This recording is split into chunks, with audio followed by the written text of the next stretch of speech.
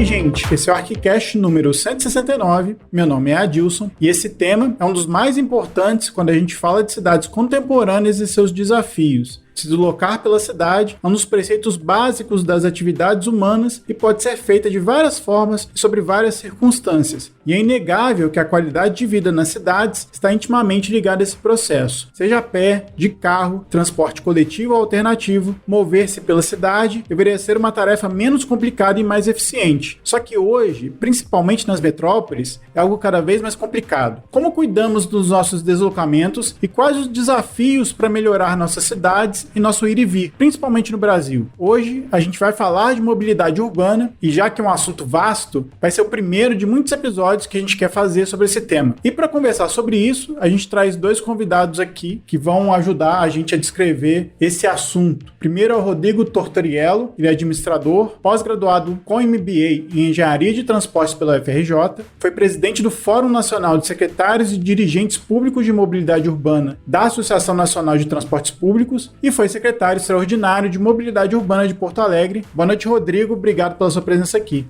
Boa noite, Adilson. Boa noite a todos que estão nos ouvindo aqui no ArquiCast. É um prazer e muito obrigado pelo convite. Está aqui também Fernando Lima. Ele é doutor em urbanismo pela Universidade Federal do Rio de Janeiro, professor adjunto da Universidade Federal de Juiz de Fora e professor visitante da Universidade Estadual da Pensilvânia. Boa noite, Fernando. Obrigado pela sua presença para conversar aqui com a gente. Olá, Adilson. Obrigado, boa noite. Olá, Rafa, Lili e Rodrigo. Um prazer estar aqui. Vai ser ótimo a gente conversar um pouco sobre mobilidade urbana. Está aqui para conversar com os dois, Lili. Lili, boa noite. Boa noite, Adilson, Rafa, Rodrigo, prazer. Fernando, bem-vindo de volta. Sentimos sua falta e vamos falar de um tema fundamental e enorme. Vai ser delicioso. Eu espero que a gente possa ir aprofundando aos poucos. Obrigada pela presença. Está aqui também com a gente o Rafa. E aí, Rafa, tudo bom?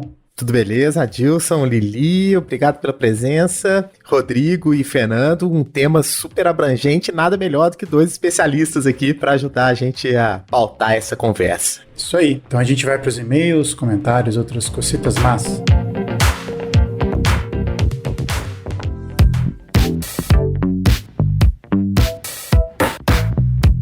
Voltamos para mais uma leitura de e-mails, comentários e outras cositas más. Estou hoje com a Lili. E aí, Lili, tudo bom? Tudo bem, Adilson, e você? Tudo beleza. Animadíssimo para a semana que começa. Essa segunda-feira é um dia mais legal que já aconteceu nesse ano. Por quê? Ué, 14 de fevereiro, meu aniversário? Ai, meu Deus! Isso aí não vale. Ai, não vale, gente, é sério? É, ué. Oh, meu Deus, como a gente está gravando no domingo, eu não sabia, olha que horror, meu Deus do céu. Não, você não tem como saber, não.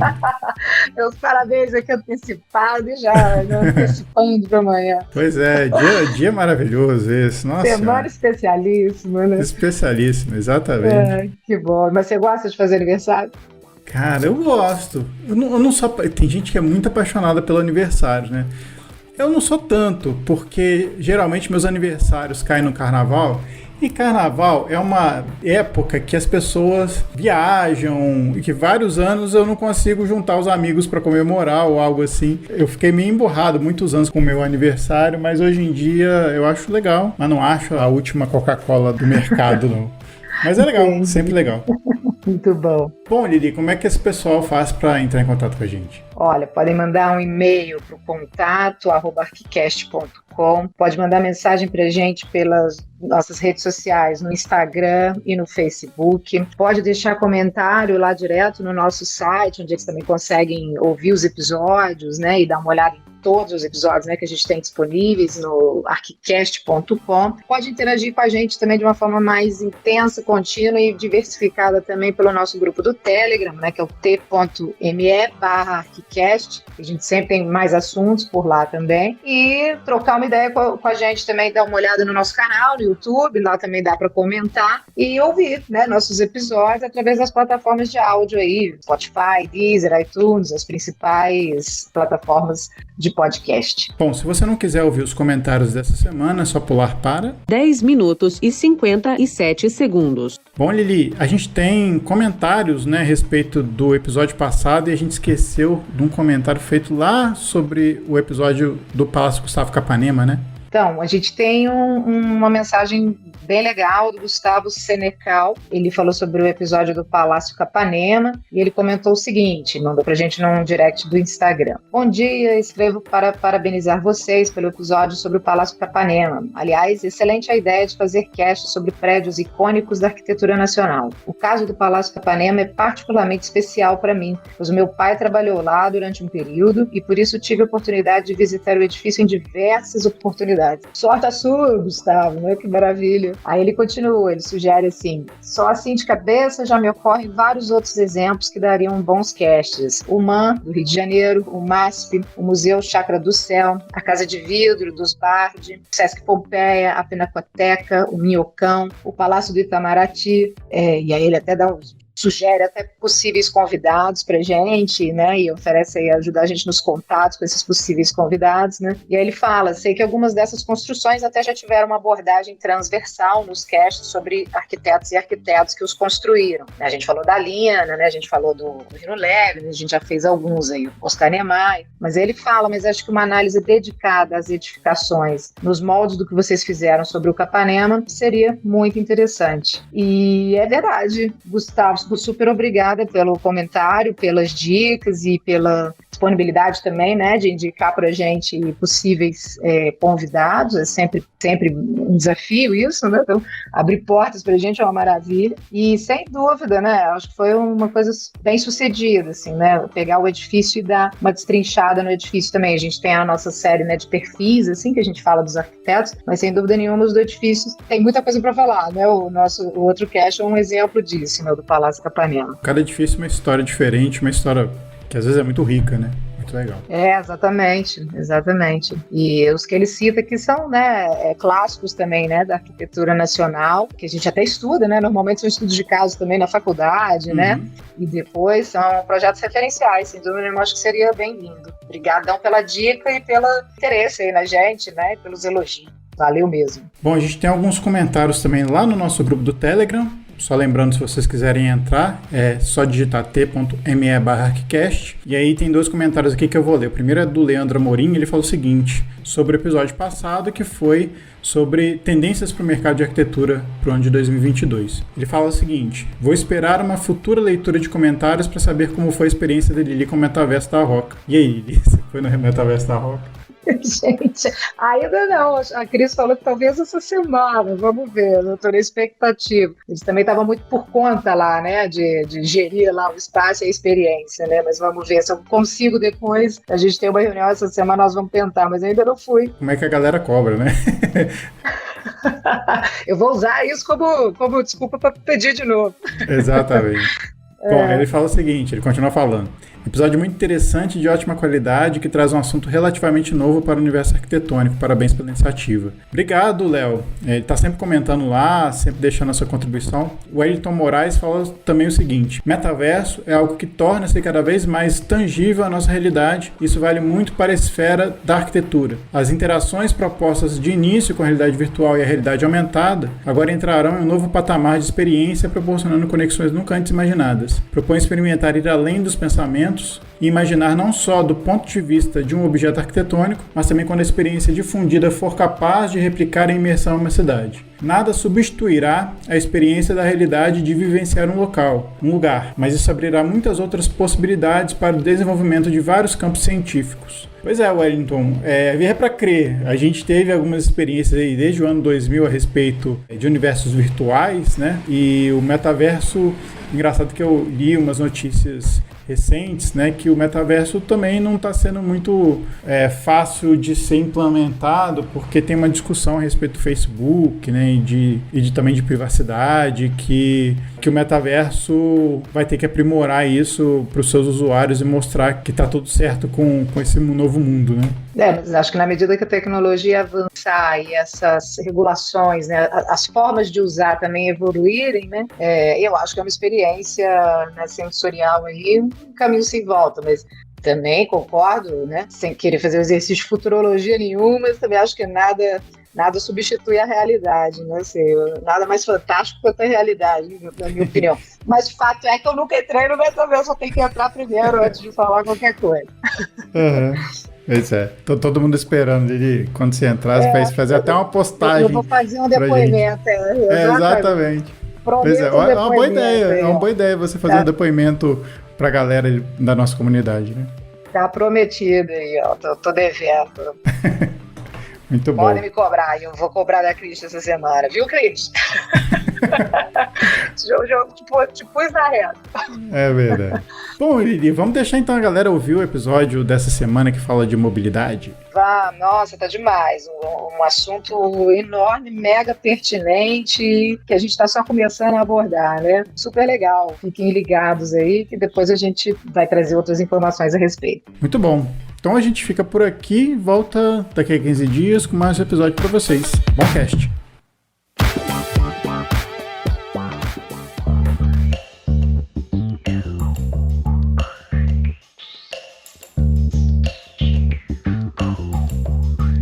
Bom, para começar a nossa conversa aqui, só para deixar bem claro para quem está ouvindo a gente, essa é a primeira vez que a gente está falando sobre mobilidade urbana e a gente resolveu fazer um episódio mais abrangente sobre mobilidade urbana. A gente não vai deter esse assunto por aqui, mas seria interessante a gente começasse a falar sobre o que é mobilidade urbana, né? Rodrigo, você pode começar a falar para a gente que assunto é esse? Primeiro, Adilson, aí só cumprimentando os nossos colegas aqui, a Lili, o Fernando, que é um grande amigo de Juiz de Fora, o Rafa, boa noite, complementando aqui a mesa virtual do nosso podcast. Bom, mobilidade é um conceito bastante amplo, né? Vou falar aí mais no aspecto da mobilidade urbana e o que é as funções que eu já exerci, né? Como consultor na área de planejamento de transportes e também como gestor público, como secretário de mobilidade urbana. O conceito para a gente, como poder público, a mobilidade urbana é uma organização para que pessoas e mercadorias possam circular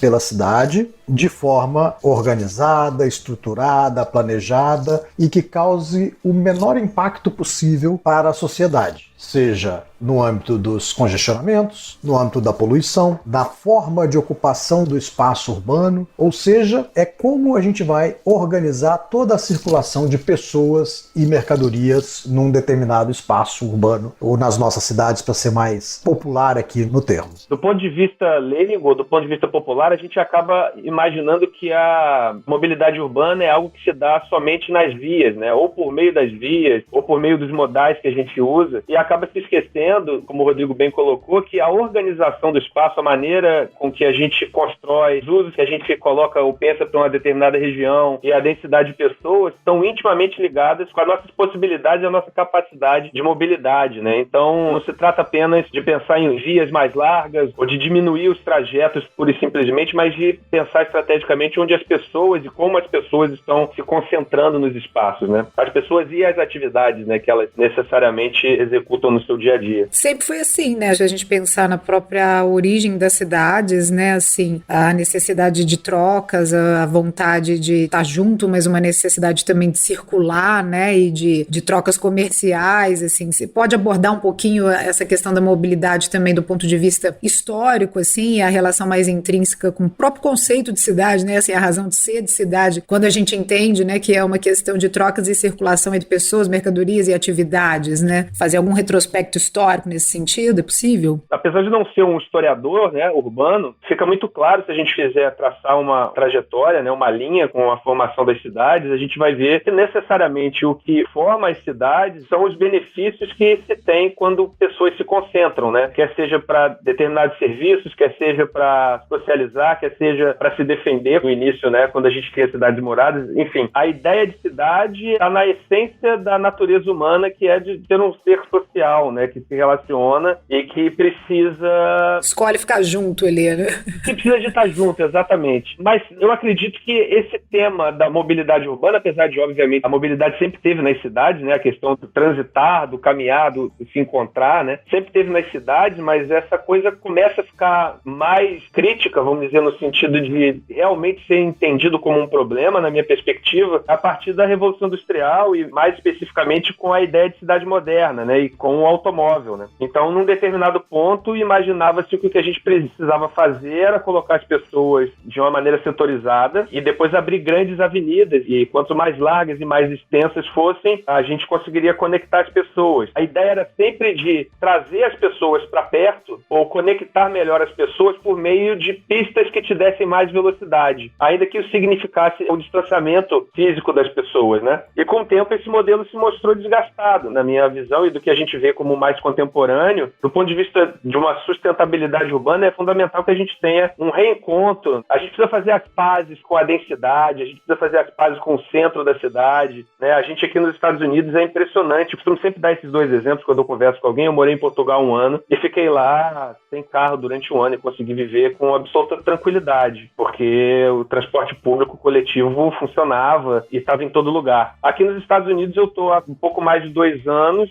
e eu não consegui ficar um dia sem carro. Se eu ficar sem carro, eu não consigo ir no mercado, porque a lógica é absolutamente outra, né? Mesmo que você tivesse, né, carro em Portugal, dependendo de onde você está, nem vale a pena, né, digamos, o próprio desenho, né, do espaço, de fato, não contempla, não prioriza isso, né? Mas, Rodrigo, quer complementar ou trazer uma outra abordagem sobre essa questão também? A mobilidade antes, né, assim, quando ela começou a se tornar, talvez, aí, um elemento de desenho mais significativo da cidade, ou essa visão um pouco mais histórica também? Nós tivemos vários períodos da evolução das cidades, aí o Fernando falou sobre a cidade murada, então a gente tem as cidades compactas e muradas lá na Idade Média, e depois a necessidade de se defender, as guerras diminuíram, a paz começou a ficar mais tranquila naquele período, e aí as pessoas começavam a sair, né, da cidade além muro, aí começava a povoar ali o entorno, mas os deslocamentos eram a pé, e aí usava-se os veículos de tração animal ali de forma bastante reduzida, era para pequenos deslocamentos, e a cidade foi evoluindo, né, então ela vai crescendo,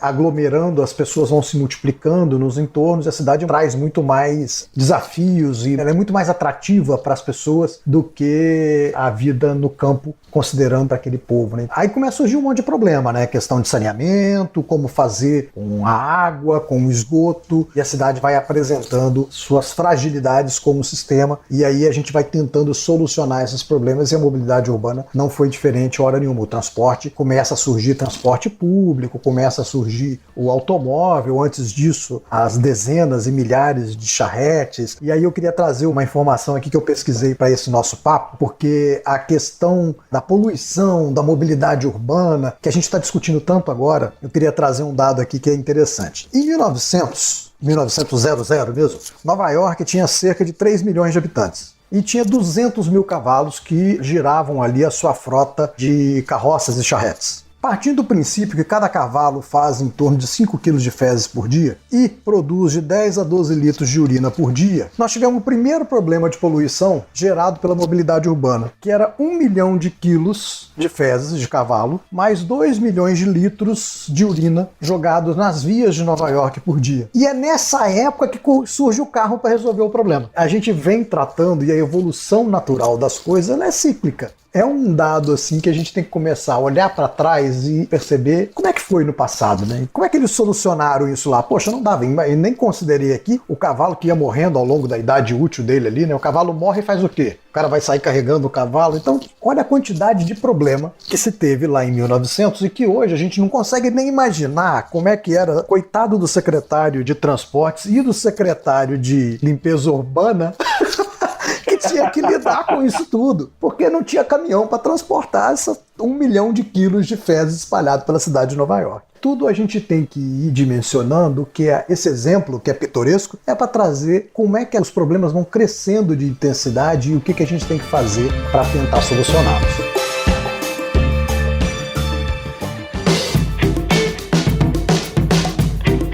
Legal essa fala do Rodrigo, que refez esse resgate histórico, começando lá na cidade medieval, mas vale lembrar também até antes, né, se vamos imaginar nas colônias, né, do Império Romano, né, eles delimitavam um assentamento, né, com 2 vias, né, Ocados, Decumanos, e depois a gente dá um salto, a gente cai em Brasília, né, com os eixos que definiram a implantação. Então isso diz respeito muito ao que a gente chama da haste, né, da cidade física e tal. Esses aspectos, essas curiosidades que o Rodrigo trouxe, falam um pouco desses mecanismos da polis, né, que é como que as pessoas vão se organizando e como que a cidade vai se manifestando formalmente. A fala do Fernando foi interessante, que trouxe a questão já da Revolução Industrial, que traz um pouco essa ideia de aceleração. A mobilidade, ela ganha, né, o status não só de desenho e forma da cidade, para uma discussão quase que de comportamento de uma sociedade como um todo. Comportamento em relação ao meio ambiente, comportamento em relação à habitação, ao trabalho, né? Então isso tornou o tema da mobilidade extremamente complexo, né? Pensando um pouquinho nesse fenômeno tempo, né? Imaginando que o tempo contemporâneo é o tempo instantâneo, né? Que aqui cada um tá num lugar aqui do planeta e a gente tá falando simultaneamente. Como é que a mobilidade, então, ganha aí na cidade contemporânea novos desafios? Quais temas agora são mais importantes para a mobilidade do que propriamente as vias ou os modais? O que vocês falariam um pouquinho sobre isso? Eu queria começar antes do Fernando, que eu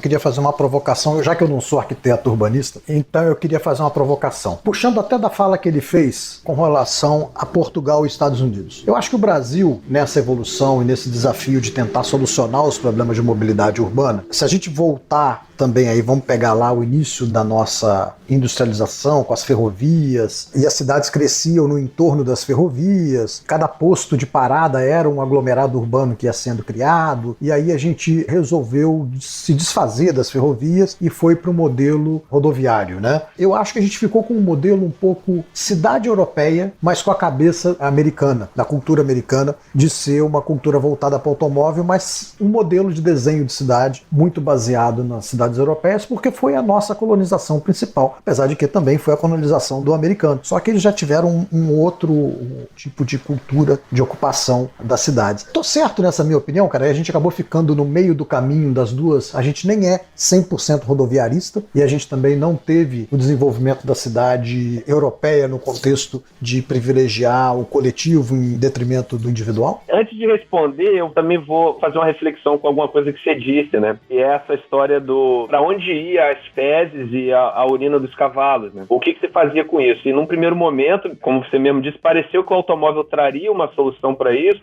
porque de uma certa forma o que a gente estava fazendo era jogando na atmosfera a urina e as fezes desse cavalo mecânico que a gente tinha descoberto, né? E aí surge um novo problema, que é o que a gente hoje talvez seja um dos pontos principais para se pensar em relação à mobilidade urbana, para além do tempo que se perde com os congestionamentos, porque evidentemente esse modelo está se mostrando insuficiente.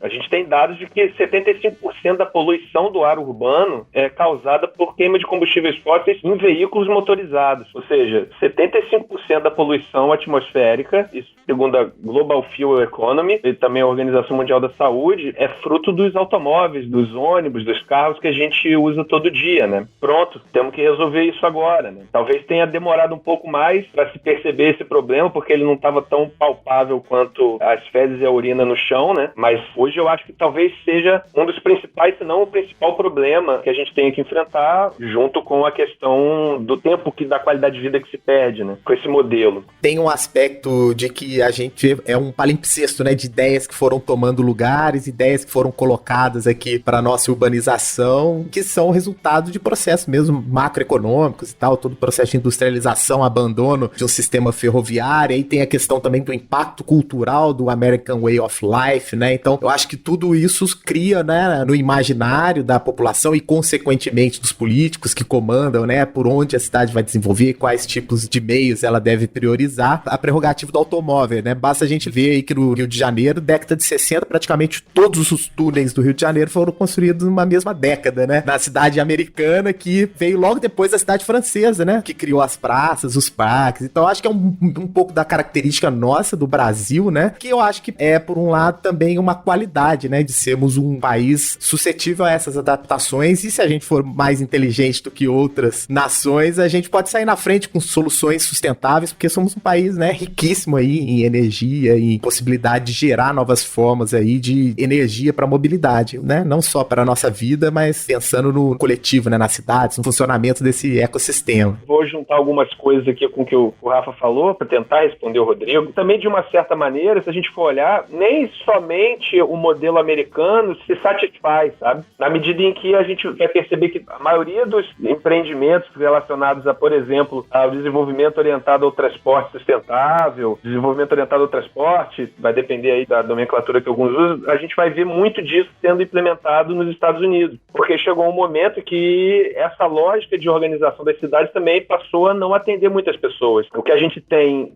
basicamente é que num determinado momento as pessoas aqui nos Estados Unidos passaram a fugir do centro, né, e migrar para os subúrbios, né, em busca daquela vida, daquele American Way of Life, né, daquela casa sem muro, com graminha bonitinha na frente, numa vida tranquila, onde seu filho brinca e corre na rua e tá brincando com o vizinho. Mas, ao mesmo tempo, isso necessariamente significa expandir o limite da cidade, né, o que traz uma série de outros problemas, como o custo de infraestrutura, para além das questões de mobilidade urbana também, né. Eu estava conversando esses dias com uma colega aqui, que mora numa cidade grande, mas ainda prefere, e até por uma questão de poder aquisitivo, morar num subúrbio e andar 35 minutos de carro para chegar no seu trabalho, assim. Porque, obviamente, morar na cidade, no centro da cidade, nesse caso era Nashville, é mais caro, porque você não tem tanta oferta, assim, ainda de residências. Ou seja, é de se pensar naturalmente em reorganizar as densidades, os usos. Quando eu falo de fazer as pazes, né, de se reencontrar com o centro da cidade, isso é uma coisa muito importante, porque se a gente não passar a reconcentrar as nossas atividades e as pessoas no centro da cidade. Rafael falou do Rio, né? O que é o centro do Rio à noite, né? Absolutamente, em alguns lugares não tem ninguém, porque a gente está pensando numa lógica de cidade onde se vai para um determinado distrito ou região para trabalhar e depois, quando dá 5, 6 horas, todo mundo volta na mesma hora, pelas mesmas vias. Eu acho que tem isso, da gente ter pensado, de uma certa maneira, ter criado algumas cidades dentro de uma lógica europeia mesmo, né? Da nossa colonização. E, em algum ponto, houve um interesse de Estado em investir na indústria automobilística, em investir nesse novo modelo, vamos chamar assim, de trânsito, né, entre os espaços, mas efetivamente não está dando certo, não é só no Brasil, até aqui nos Estados Unidos também. Com a resposta de vocês, dá para a gente juntar aqui as peças e você pensar o seguinte: bom, se a gente tem um modelo europeu e as cidades se prepararam de certa forma com uma infraestrutura que pode não ser adequada hoje, mas enfim, tem uma infraestrutura razoável, as cidades brasileiras são bem desenvolvidas de uma maneira geral, a gente pode dizer, Fernando e Rafael, que a gente está preparado para essa virada de chave, que talvez seja retornar o olhar para o transporte coletivo e não ficar ampliando infra, como foi feito até os anos 90, enfim, até o início dos anos 2000, como estratégia de resolver o problema do transporte. Então, ou seja, o que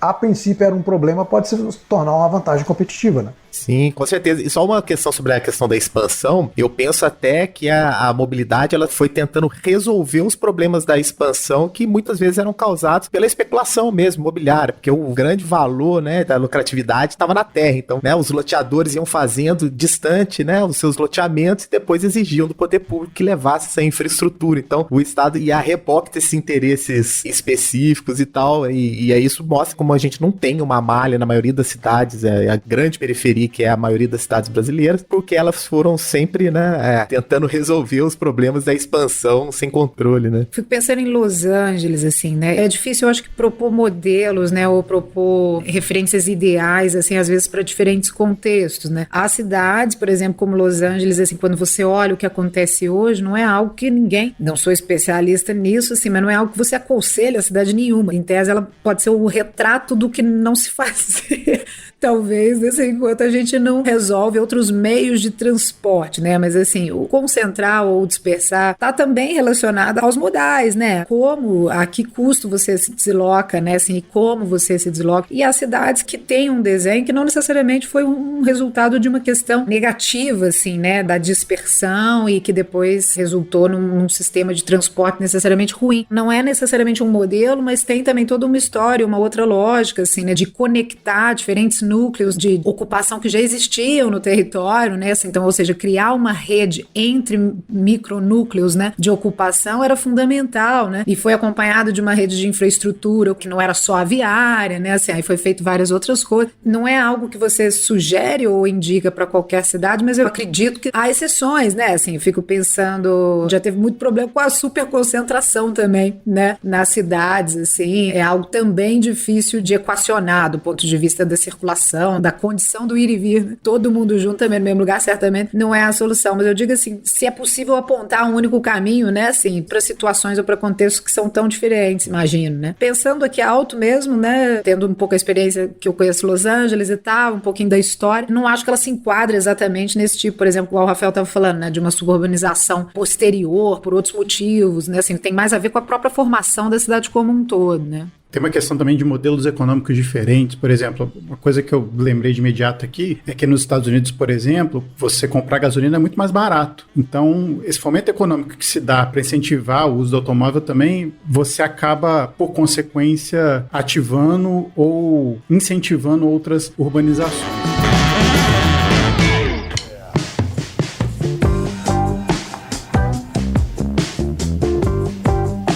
Mas eu queria trazer o papo um pouco para o que o Rodrigo comentou a respeito do transporte coletivo, tentando pontuar aqui elementos aí da mobilidade urbana, se a gente pode falar assim. O Rodrigo comentou que o transporte coletivo talvez seja o grande ponto de partida para uma solução mais sustentável de cidade como um todo. E aí, no Brasil, se a gente for refletir sobre como é o transporte coletivo, a gente tem problemas muito complicados de resolver. Rodrigo, como é que você acredita que o papel do transporte coletivo pode ser fundamental para as nossas cidades? Qual é a sua visão a respeito não só do transporte coletivo, de como a gente vem tratando, principalmente no Brasil, a questão da mobilidade em relação ao transporte coletivo? Bom, vou começar pela última parte da pergunta. Como é que a gente vem tratando o transporte coletivo no Brasil? A gente vem tratando mal. Por que eu digo que a gente vem tratando mal? Transporte público, principalmente por ônibus, que é a maioria das cidades brasileiras, a base do transporte é realizado em ônibus. Primeiro que a gente imagina que isso é um negócio privado de empresário de ônibus. E não é. É um serviço público e assim deve ser tratado. Como saúde e educação também são serviços públicos. Então a primeira coisa que a gente tem que observar é o que de bom o transporte público traz para poder valorizar o que a gente chama de externalidade positiva do transporte público. E aí, quando você passa a analisar a falta de prioridade, a falta de financiamento e todos os problemas que a gente enfrentou e vem enfrentando ao longo desses anos e que durante a pandemia ficaram extremamente claros, porque aí a pandemia trouxe para a população o quão frágil é o nosso sistema de financiamento do transporte público, que depende só da tarifa da pessoa que anda de ônibus para poder ser custeado, começou uma quebradeira pelo país. E aí eu ouvi em algumas situações as pessoas falarem assim, tô nem aí, quem tá quebrando é a empresa de ônibus. Só que no dia seguinte quem ficava sem transporte era ele, porque ele não tinha o serviço passando ali. Então esse primeiro problema é que a gente tem que virar a chave. Primeiro eu acredito que o transporte público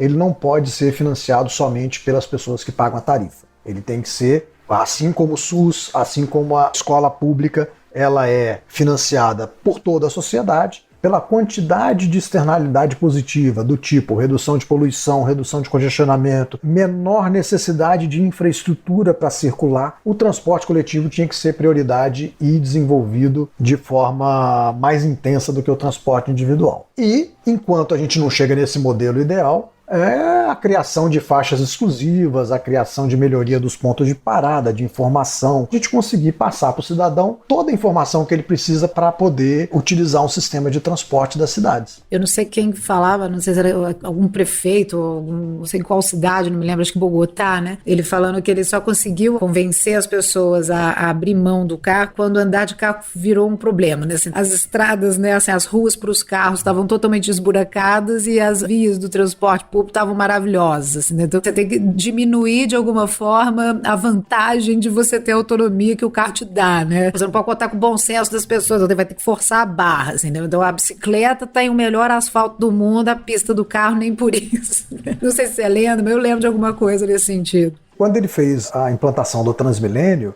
a pista do BRT, do Transmilênio, era de concreto, é de concreto. E as vias para os automóveis não estavam tão bem qualificadas quanto a pista de concreto do BRT. E além disso, ele foi acabando com os espaços de estacionamento. E uma coisa que ele falou, e eu guardo isso, também eu falou numa palestra que eu assisti aqui no Brasil, foi o seguinte: o dia que eu comprar um sofá e colocar na vaga de um carro, alguém vai pedir para jogar aquele lixo fora. Por que a vaga é do carro? Eu falei, eu não quero ter carro, eu tenho um sofá que não cabe na minha casa, eu vou botar numa vaga do carro na porta da minha casa. Eu quero botar o sofá ali, gente. Por que você que tem um carro pode colocar e eu que tenho um sofá não posso? Então, assim, é um exemplo exagerado, mas eu acho que é interessante porque chama atenção para as pessoas começarem a pensar. E aí eu comecei, nas minhas apresentações e discussões com a sociedade e tudo mais, eu comecei a utilizar um outro exemplo. Eu comecei a falar que eu gosto de cerveja. Então, que eu ia botar o meu freezer de cerveja na rua, na vaga de um carro, parado na porta da minha casa. Meu freezer de cerveja ia ficar ali. Essa idolatria do automóvel é que a gente tem que começar a mudar um pouco a cultura da sociedade para perceber o quanto de prejuízo ele traz. Aconteceu isso com cigarro. Claro, tem toda uma questão, né, assim, de uma consciência individual, né, assim, fazer uma escolha mais ética que é em prol, né, do direito de todos e não só do seu direito, você está sempre pesando isso, mas há também uma questão cultural que aí tem a ver, na minha opinião, né, assim, com a oferta dos serviços também, né. Eu acho que Curitiba tem um pouco isso, fez parte, né, de um grande planejamento, assim, né, de muitos anos para estruturar de fato vias e tal, mas houve um investimento também, né, numa questão de qualidade, de conforto dos espaços, né, do transporte coletivo, que se tornou também muito convincente, assim, né, dá vontade de usar, né, assim, você tem que ser bem cuidado também, né, cuidar do transporte coletivo no sentido dele ser interessante, dele ser atrativo para quem vai usar, né. Eu acho que isso também faz parte, porque a partir do pressuposto, né, que você vai abrir mão às vezes de um conforto, assim, né, ter uma dificuldade enorme de se deslocar, é complicado, né, e a gente sabe que às vezes essas redes, né, do coletivo não necessariamente chegam aonde deveriam, né, assim, vamos pensar em outros transportes, a gente sabe, questão de metrô, por exemplo, que é um investimento caro se comparado com outros, né, a gente tem a história do Rio, né, vocês devem saber melhor do que eu, assim,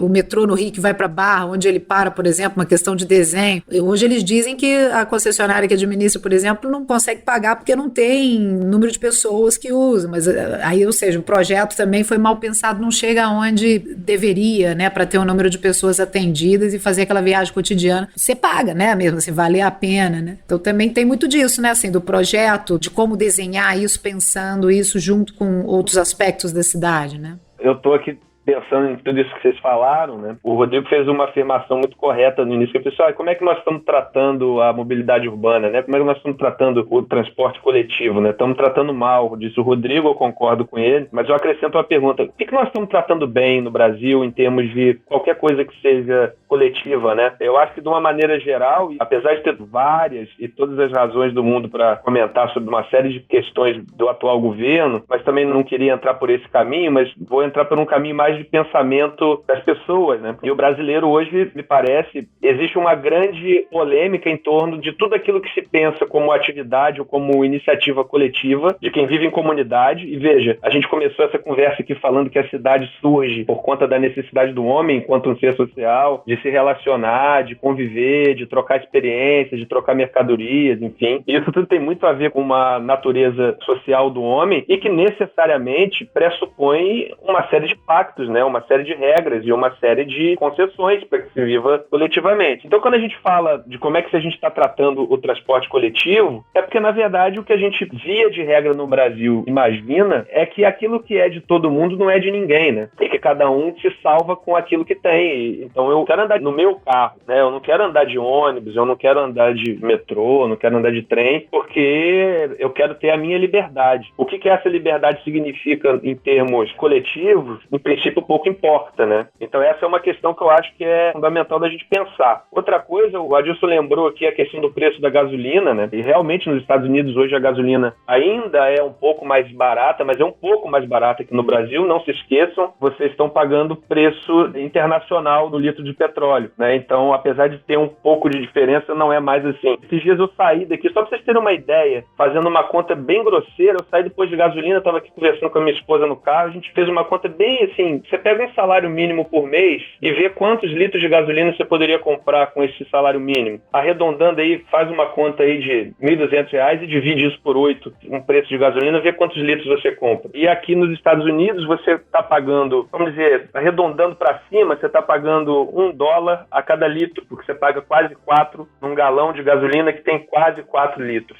Então é $1 por litro. E o camarada que ganha um salário, não vou dizer de salário mínimo, mas ganha hora aqui, no final do mês ele vai conseguir comprar, vamos arredondar aí, pelo menos uns 2.000 litros de gasolina ele poderia comprar com o salário dele. Para você comprar 2.000 litros de gasolina no Brasil, você precisaria ganhar R$16.000. Aqui um salário mínimo compra 140 litros. É isso aí. Porque, no fundo, a gente está pagando muito mais caro, né, no Brasil por uma... Enfim, não vou entrar nessa questão. Eu estou fazendo essa volta porque eu queria fazer uma pergunta para o Rodrigo também, se vocês me permitirem compartilhar com ele aqui um pensamento. Claro. Transporte público, Rodrigo, a gente vai ver em Londres, por exemplo, tem a companhia chamada Transport for London. É uma companhia pública, salvo engano, eu acho que ela tem algum subsídio do governo, mas basicamente ela se sustenta porque é uma empresa pública que não tem como foco gerar lucro para ninguém. Em Portugal a gente vai ver a mesma coisa. A Carris, que até tem uma homônima em Porto Alegre, salvo engano, não chamava Carris a companhia lá? Isso, tem a Carris de Porto Alegre, que é uma operadora de transporte, empresa pública. Ah, exato. Então, em Portugal tem uma operadora de transporte chamada Carris, que também é uma empresa pública, e pronto, as coisas funcionam, como eu disse, funcionam até muito bem. Você compra um ticket mensal e tem acesso a todos os modais que você precisa, de metrô, passando por ônibus, até aqueles ascensores que eles têm lá. Enfim, a questão é, Rodrigo, até que ponto, no mínimo, se a gente não quiser colocar mais dinheiro público, vamos chamar assim, para sustentar, minimamente para subsidiar o transporte público, até onde você acredita na eficiência das empresas públicas, no sentido delas se autossustentarem, né? Porque acaba que fica muito caro, e a gente tem alguns exemplos aí, Juiz de Fora, outras cidades, fica muito complexo. Você, além de ter que pagar toda a conta do transporte público, você ainda tem que sustentar alguém que necessariamente quer ganhar dinheiro, e não é pouco dinheiro, nessas operações. Qual que é a sua visão sobre isso? Você entrou num tema que eu tenho estudado e trabalhado com bastante intensidade, que é o financiamento do transporte público. Então vou começar a resposta pela Transport for London. Ela é uma empresa de planejamento, ela não opera o transporte público de Londres. Com relação à operação, a tarifa do metrô de Londres, ela cobre 60% dos custos. 40% que fica faltando vem de recurso público, para reduzir o valor do que as pessoas pagam pelo transporte em Londres. A nossa confusão aqui é que a gente não separa tarifa de remuneração de tarifa de preço público. Quando você fala assim, porque o empresário tem lá, opera ônibus, o que for, metrô, trem, o que for, ele opera lá e ele ganha muito dinheiro. É uma atividade intensiva de capital. Então você precisa ter muito dinheiro para alavancar um negócio e começar um negócio do zero. Esse negócio ele tem que ser rentável para que você incentive as pessoas a não deixar o dinheiro na poupança e possa investir numa operação. O investidor, como qualquer investidor, inclusive o governo também é investidor, ele vai olhar e falar assim, não, se eu deixar esse dinheiro aqui lá na taxa Selic nossa aqui de 10,75, se eu não me engano, eu corro menos risco, né? Eu corro menos risco e vou receber 10,75 no final de um ano. Mas se o transporte me der 11, que não é o caso do Brasil hoje, eu vou aplicar em transporte. A maioria das concessões que foram feitas aí nos anos 2000 para cá, a taxa interna de retorno dos projetos é da ordem de 8 a 10% no máximo. Até menores, tem projetos com 6% de taxa interna de retorno. O que se hoje o cara fala assim, devia ter deixado meu dinheiro na poupança. Era melhor largar o dinheiro na poupança do que ele estar operando transporte com todos os riscos que são inerentes, porque você tem ação trabalhista, enfim. Aí eu não vou entrar nesse mérito. O que nós temos que fazer, e Londres fez isso muito bem, foi a questão de receitas extratarifárias. O que é isso? Lá no início dos anos 2000, Londres cria a chamada tarifa de congestionamento, que nós fizemos aqui uma tradução muito ruim, chamando de pedágio urbano, e não é a tarifa de congestionamento. Ele passa a cobrar de quem gera congestionamento um valor para entrar em determinada área da cidade. Por isso que nós traduzimos isso para o pedágio, que para a gente acabou remetendo lá ao pedágio das rodovias. Meados dos anos 90 começam a ficar mais comuns no Brasil com a retomada das concessões de rodovias. Então, o que Londres fez? Olha, eu preciso de juntar 40% de recurso para custear todo o sistema de transporte, de ônibus, de metrô, de trem, tudo mais que é da região da Grande Londres. Para poder juntar isso, eu preciso de impostos, então tem lá os IPTUs da vida e tudo mais, a arrecadação do estacionamento rotativo, que para parar um carro na rua em Londres é caríssimo, e também essa tarifa de congestionamento começou a ser cobrada. E isso hoje está sendo ampliado, agora tem o que eles chamam da zona ULEZ, Ultra Low Emission Zones. Então as zonas de ultra baixa emissão, que só vai permitir que carros de baixa emissão, aí vamos ser carros elétricos, híbridos e tal, possam acessar aquela região sem pagar nada. Os carros poluentes vão pagar uma tarifa para poder poluir o meio ambiente naquela área. E com isso eles vão financiar mais investimento em transporte público. Ou seja, você começa a alimentar a roda de forma que ela vai entrando para um ciclo virtuoso e não para um ciclo vicioso como o nosso e perverso, que é eu aumento a tarifa, eu perco o passageiro. Como o meu modelo é custo total dividido por passageiro pagante, eu sempre vou aumentar a tarifa de transporte mais do que a inflação da cesta de transporte. Porque se a gente for pegar só o preço do diesel, que já subiu mais de 40% esse ano, não tem tarifa que foi publicada no início do ano que continue sendo válida. Então nós temos que parar de achar que o transporte é um problema. Como eu falei no começo, a gente acha que transporte é uma coisa de empresário. Não é. Transporte é uma coisa pública. Aí nos Estados Unidos você vivencia uma situação que é, se você não tem plano de saúde, você tem que pagar para ser atendido, inclusive na emergência. Você tem um atendimento emergencial e é caríssimo. E você paga mesmo tendo plano de saúde, tá? Absolutamente todos os planos aqui têm uma coparticipação, ainda que possa ser mínima, mas sempre tem. E você tem um máximo que você paga, mas essa coisa que a gente tem no Brasil de saúde, assim, vou no médico e não gasta absolutamente nada, fora plano, obviamente, que você já pagou, que também não é barato, mas aqui você paga o plano e ainda tem que fazer uma coparticipação de acordo com a atividade, né? E aí você olha para o Brasil, é impensável alguém chegar no pronto-socorro com o braço quebrado, porque estava jogando bola na rua, no colégio, onde for, e alguém fala assim, olha, o raio-x vai custar tanto, o gesso é mais tanto. Não, você vai lá com o braço quebrado, é atendido e sai pelo SUS, sem pagar um centavo. O atendimento pode ser ruim, não sei o quê, aí você vai discutir a qualidade, mas o preço está embutido para toda a sociedade. Então, como é que nós vamos fazer essa virada de chave, que eu comentei já também, que é como arrumar fonte alternativa de recursos para poder pagar o transporte público? E aí você tem diversos modelos. A França criou o Versement Transport. Ao invés do nosso Vale Transporte aqui, que virou uma moeda paralela, lá, a cada funcionário você paga um percentual X sobre o salário pago pelo funcionário. Esse dinheiro vai para o fundo de mobilidade da região e desenvolve para investir na redução da tarifa e no financiamento da infraestrutura. A cidade de Londres, ela pega do IPTU, da tarifa de congestionamento e agora das zonas de baixa emissão, o contrato de prestação e concessão do serviço de transporte por ônibus de Londres, que também é operado por empresas privadas, e aí você tem empresas privadas da Austrália, da Alemanha e da própria Inglaterra que operam o sistema de Londres. Esse sistema, o empresário, o investidor, é pago pela prestação de serviço. Ele não necessita de que alguém passe pela catraca e pague a tarifa para que ele seja remunerado. Então, ele está preocupado com a prestação de serviço e você tem que medir o desempenho dele e a remuneração dele pela prestação de serviço e não pelo número de pessoas transportadas. Senão você inverte a lógica.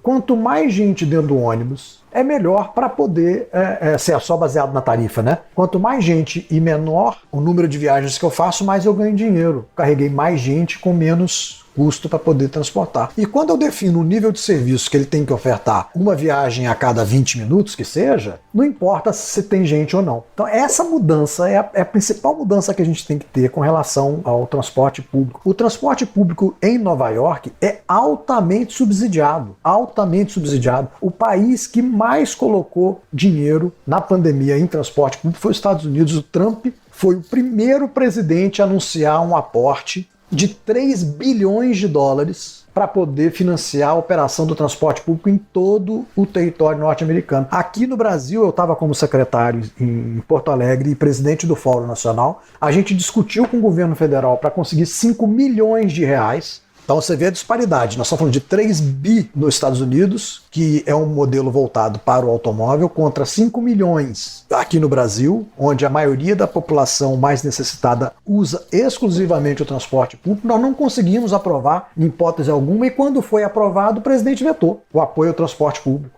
Sem contar que aqui 5 milhões você só faz uma passarela.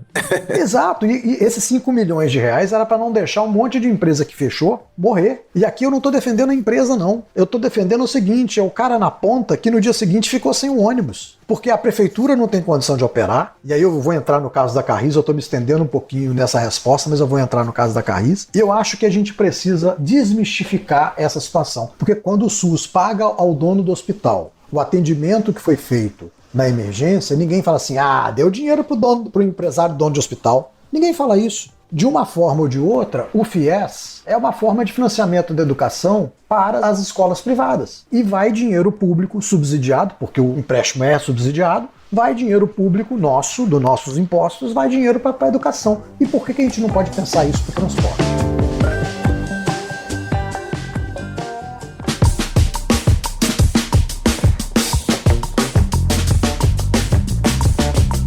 Rodrigo, antes de você entrar na questão da Carris, queria amarrar aqui a sua falha do Fernando, né? Essa pergunta direta que ele fez, que eu acho que talvez isso resume a uma ideia de que já que o transporte é público, depende de uma política pública, né? Você muito bem falou dos exemplos da questão do financiamento dessas políticas, que se de fato você não tiver um desenho institucional de qualidade, isso não acontece. É a mesma coisa aqui no nosso caso, que a gente tem um pouco mais de contato, no caso da habitação, né? Uma coisa mais difícil que tem é gerar fundo municipal de habitação. Então você não tem recurso para conseguir trabalhar questões de inadequação e acesso à moradia, e o transporte, de certa forma, não recebe a devida atenção, né? Como, por exemplo, você tem verba da saúde, meio ambiente, né? Educação aí, como foi, né? Nos últimos anos, o dinheiro derramado aí nos FIES, e, né? Os empresários da educação privada ganharam bastante dinheiro nesse período e nada foi feito de fato com a questão do transporte público. Então a gente tá falando aqui de que, de fato, é uma questão que necessita uma articulação política, né? Aí é uma pergunta que acho que daí talvez vocês possam emendar aí também com outros exemplos. Como é que vocês visualizam um avanço na política pública de transporte coletivo? Claro, além dessa busca por novos modelos de financiamento, quais tecnologias o transporte público poderia se lançar para que também se tornasse atrativo, como, por exemplo, foi o grande conglomerado da educação, né? Então eles se tornaram atrativos para os financiamentos. Como que os empresários da mobilidade podem pensar nesse sentido e como que a tecnologia pode também ajudá-los a gerar um movimento de busca por recursos para a questão da mobilidade? Vou começar pelo que a Lili falou. O transporte tem que ser atrativo, né? Então, Curitiba tem um modelo de transporte público que a gente acha ideal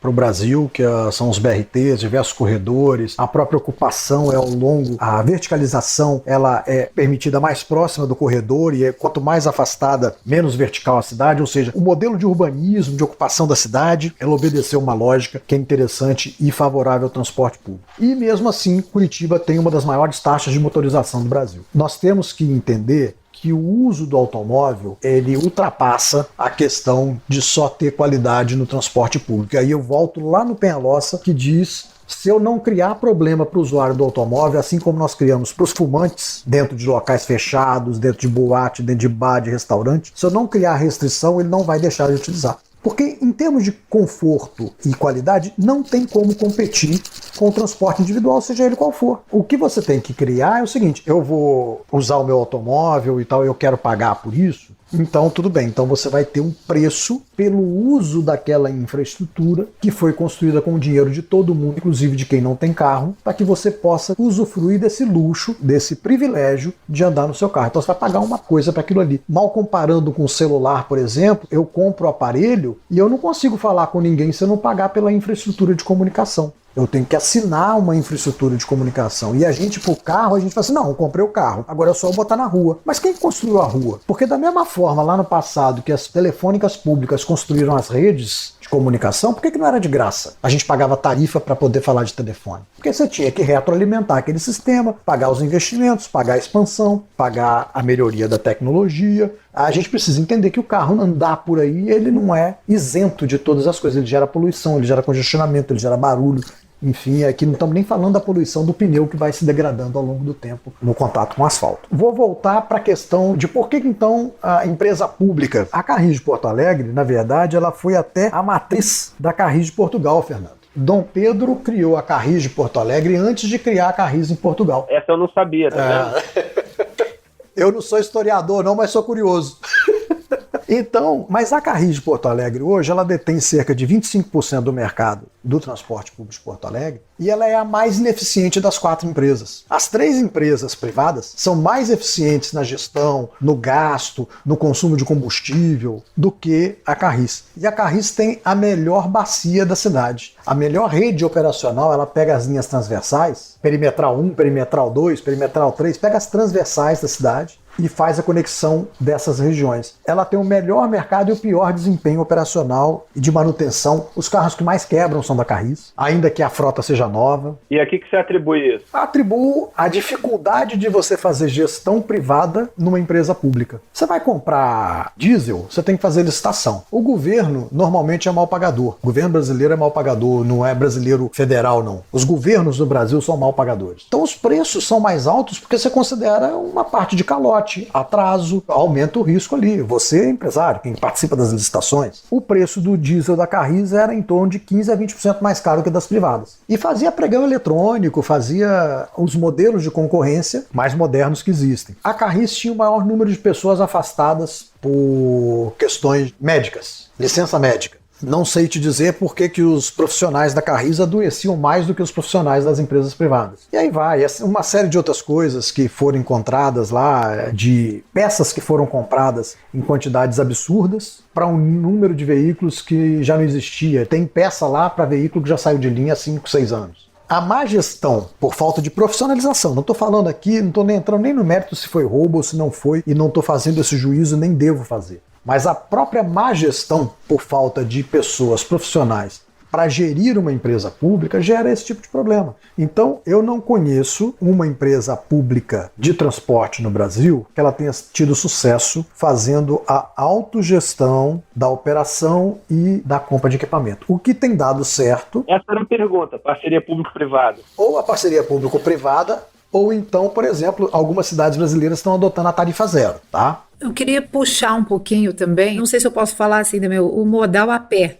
Se é que o a pé a gente pode chamar também de um modal, mas assim, né? E o pedestre, e o caminhar, né? Assim, até que ponto ele é também uma solução? Qual é o tipo de investimento que de fato, ou de cultura, ou de incentivo, né? Assim, que o deslocamento a pé hoje em dia tem dentro, né? Assim, da visão da mobilidade mais ampliada, que a gente vê muitos projetos, né? Assim, urbanos, entendendo criar núcleos de atividades e serviços, né? A partir de alguns raios, né? De locomoção das pessoas a pé, a própria distribuição dos pontos de transporte coletivo de massa, né, assim, levando em consideração os trajetos que se faz complementares, né, assim, sempre a pé e tal. Como é que tá isso, assim? O que vocês acham disso, assim, na visão da mobilidade mais ampliada, alguns exemplos e quais os limites também do caminhar, né, como, de fato, uma solução, uma complementação para a questão da mobilidade? Lili, eu diria que de todos os modais, talvez esse modal a pé que você citou, talvez seja ele o que demande uma visão mais holística. Por quê? O que a gente vai ver de mais moderno, ou seja, o que a gente vai ver mais para o tempo de agora, de mais contemporâneo no pensamento da caminhabilidade, requer que a gente esteja pensando a cidade como um todo. Então isso requer que a gente considere diversidade de usos nas nossas áreas urbanas, isso requer que a gente ao mesmo tempo pense em concentrar pessoas em densidade, porque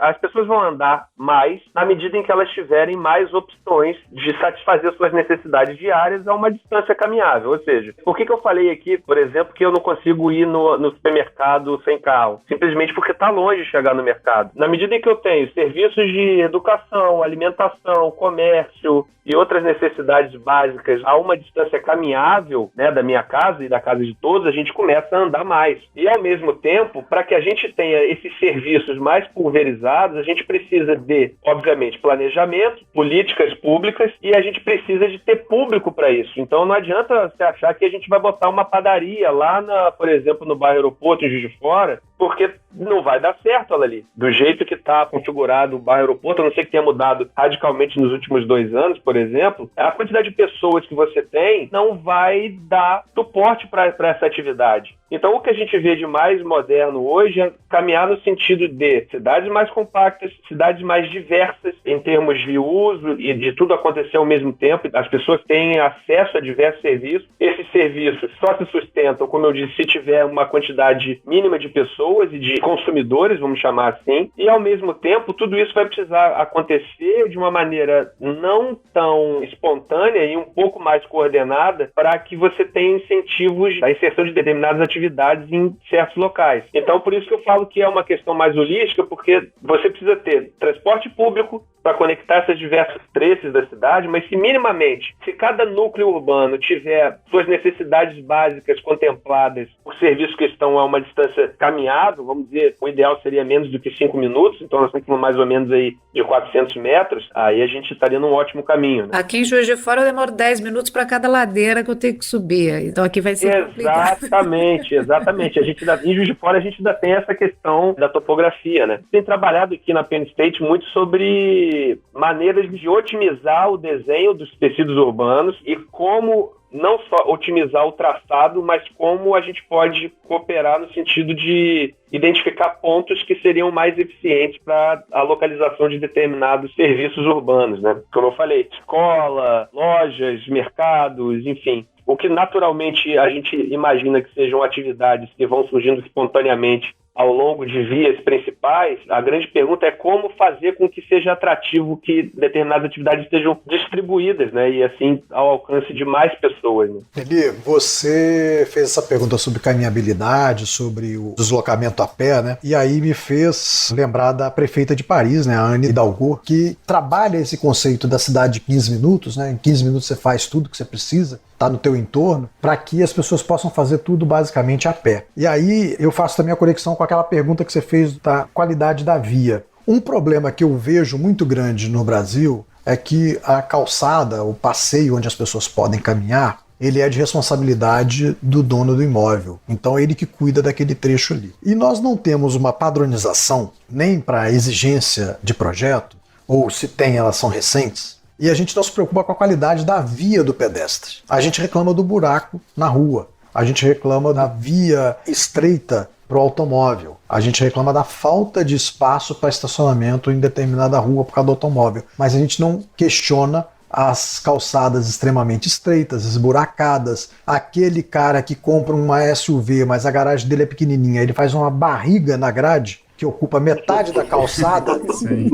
E o cadeirante não consegue passar, porque ele tem que guardar o SUV dele dentro daquela garagem que não cabe o carro dele. Então a qualidade da via para o pedestre, a gente não tem cultura de questionar e nem de analisar. Eu acho que esse é o principal fator para baixa qualidade dos deslocamentos a pé. Falta de informação, a gente não está acostumado a colocar informação. Quantos minutos você gasta de ponto A a ponto B a pé? A gente não tem isso nas cidades brasileiras. Incentivos, né? Pensar em incentivos, assim, de alguma maneira. Né? É, porque quando eu fui trabalhar em Juiz de Fora, estava saindo aqui do Rio, moro aqui no Rio até hoje, mesmo quando fui trabalhar em Porto Alegre, mantive minha residência aqui no Rio, eu saía de Juiz de Fora, eu parava o carro na prefeitura, lá na Avenida Brasil, e ia almoçar no centro da cidade e ia a pé. No máximo 5, 10 minutos você tá na Rua Alfield. E eu via as pessoas assim, não, é longe, vamos de carro, vou parar no estacionamento lá não sei onde. Gastava 20 minutos de carro para sair da prefeitura, que é Praça da Estação, subir a Rua Alfield e chegar no destino, nos restaurantes ali do centro. A sensação de distância, talvez por causa da linha férrea, talvez por causa é que a prefeitura era longe de tudo. A prefeitura está no centro da cidade, no coração da cidade. A gente não tem essa noção de quanto a gente precisa andar, ou quanto tempo a gente precisa andar para chegar de ponto A a ponto B na maioria das cidades. E quanto menor a cidade, maior a sensação de que as distâncias são longas. Então, quando você, por exemplo, em várias cidades, você tem que caminhar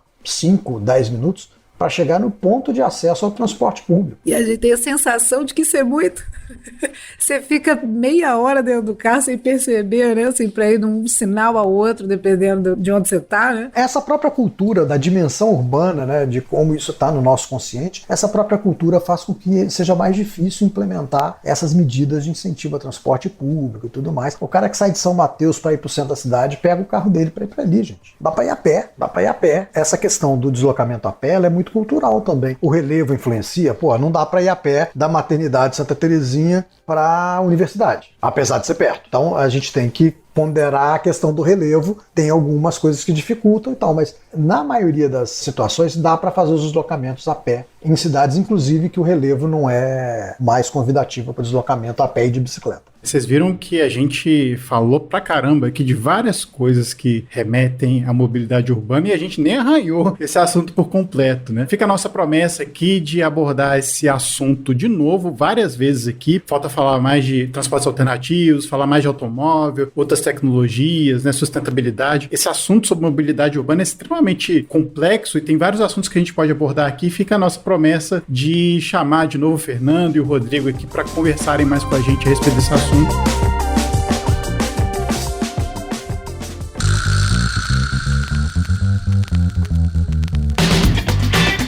A gente finaliza aqui sem antes deixar de falar das nossas dicas. Então eu vou fazer a rodada aqui. Rodrigo, você tá com a sua dica de hoje? A dica que eu dou hoje não tem nada a ver com mobilidade urbana, mas tem a ver com mudança de comportamento, tem a ver com a questão cultural, tem a ver com que a gente é bombardeado de informação e as indicações que já saíram pro Oscar, né? O filme Não Olhe Pra Cima é bem pitoresco, é bem dramático, mas passa uma mensagem muito importante. Então quem não assistiu, por favor, não deixe de assistir. Tem muita coisa interessante ali pra gente analisar na nossa vida no dia a dia. Rafael, sua dica. Bem, já que a gente falou aqui bastante de política pública, planejamento, eu acho que eu já dei essa dica em algum episódio, mas durante essa conversa, tudo que eu fui escutando aí, que os convidados estavam falando, me lembrei do livro clássico aí da Vera Rezende, Planejamento Urbano e Ideologia, que ela analisa 4 planos para o Rio de Janeiro, dentre eles o Doxiades e o Plano Agache, né? Então é um livro super interessante, me lembro que eu tive contato na universidade e abriu bastante, assim, a percepção de quão complexo é planejar, né, o desenvolvimento urbano, né? A gente que é estudante de arquitetura e urbanismo aprende lá também com o Serdar, né, as origens do trabalho em urbanismo, me veio isso agora, fica uma outra dica também, né, para quem não conhece a obra de Serdar, então ela é inaugural, né, nesse sentido de tentar sistematizar, e a gente falou um pouco de expansão urbana aqui, né, nada melhor do que lembrar do plano de expansão dele de Barcelona, que é, vamos dizer assim, o mapa da mina aí de várias diretrizes de que se faz hoje em planejamento urbano, recursos, afastamentos, gabarito, densidade, tudo estava presente ali nos escritos de Serdar. Então você quer essas 2 dicas aí, pesquisar um pouco mais sobre Serdar e o livro da Vera Rezende, Planejamento Urbano e Ideologia. Bom, minha dica são 2 vídeos que estão no TED de um teórico, um arquiteto chamado Jeff Speck americano. Além do livro que ele escreveu, vou dar a dica do livro também, então vou fazer o serviço completo. Tem o livro dele que chama Cidade Caminhável e 2 vídeos que ele fez pro TED. Um deles chama também A Cidade Caminhável, que fala um pouco dos assuntos que ele aborda no livro, e um outro TED que ele fala sobre 4 maneiras de fazer uma cidade mais caminhável. Tá em inglês aqui, mas eu acredito que todos os vídeos, eu acho que do TED tem legenda em português, então fica a minha dica aí, trabalho do Jeff Speck, que é o livro, A Cidade Caminhável, os 2 vídeos dele no TED. Fernando, sua dica? Me lembrou aqui do TED do professor Andrei Savitsuk, ele é um professor do MIT, ele é professor associado do Departamento de Urban Science and Planning, e ele faz uma fala sobre o lugar dos pedestres no desenvolvimento urbano, né? Mesma história em inglês, mas como está no TED, eu acho que já temos legenda em português, e ele faz algumas perguntas como por que a gente ainda usa, né, o tráfego de automóveis como a base para se entender a cidade e por que a gente não começa a utilizar e a medir como que as pessoas circulam pela cidade a pé para fazer diversos diagnósticos. E ele é um cientista fantástico, com muitas publicações interessantíssimas. Eu super recomendo, então, a fala do professor Andrei Savitsuk, do MIT, no TED Talks. Bom, fechando a nossa conversa aqui, primeiro eu agradecer ao Rodrigo Tortoriello. Rodrigo, muito obrigado pela sua presença aqui. Volte mais vezes, que esse assunto a gente só começou aqui. Obrigado pela presença. Eu que agradeço, Adilson, Lili, Rafa, pelo convite. Foi muito bacana aqui o papo, um prazerzão estar de novo nesse debate com o Fernando, nessa conversa com o Fernando, aprendo muito com ele. E peço aí talvez desculpas por me estender em algumas respostas, mas o assunto é apaixonante e se deixar eu fico aqui falando 3, 4 horas direto sobre esse tema, que é o que eu aprendi a gostar e tenho tentado aprender, estudar e colocar em prática alguma coisa que eu aprendi. Imagina, é sempre muito bom ter você aqui, ainda mais como especialista, a gente tem que esgotar só a fala aqui mesmo. Muito obrigado. Agradecer também ao Fernando. Fernando, muito obrigado. Saudade de você, de conversar com você, então obrigado pela presença aqui também. Saudade, amigos. Adilson, Rafa, Lili, um beijo para vocês todos. Obrigado pelo convite. Rodrigo, vou botar lá no meu currículo que eu conversei com você mais um tempo aí. E obrigado por mais essa troca aí. Eu que agradeço, cara. Prazerzão. Rafa, mais um? Mais um. Obrigado, Rodrigo, pela presença. Fernando, apareça mais vezes aqui pra gente conversar. É muito bom e como o Adilson falou, né, eu acho que esse é um primeiro episódio aí que vai abrir caminhos aí pra gente discutir cada uma das coisinhas aqui que fomos passando, né? Valeu mesmo. Lili, mais um. Não, mais um, espero que mais vários aí sobre esse tema. A sugestão é vocês criarem uma linha alternativa chamada Urbcast, podcast só sobre urbanismo. Que é isso, Fernando? É a arquitetura no campo ampliado, tá incluído. Mobcast, a gente vai fazer uma série mobilidade, Mobcast, assim, porque realmente eu cheio de questões aqui na cabeça e vontade de perguntar e trocar com vocês, que trouxeram um monte de informação legal, bastidores, uma visão que a gente não tem, a não ser conversando com vocês. Obrigadão, foi ótimo. Bom, a gente fica por aqui, a gente volta daqui a 15 dias com mais um episódio para vocês e até mais.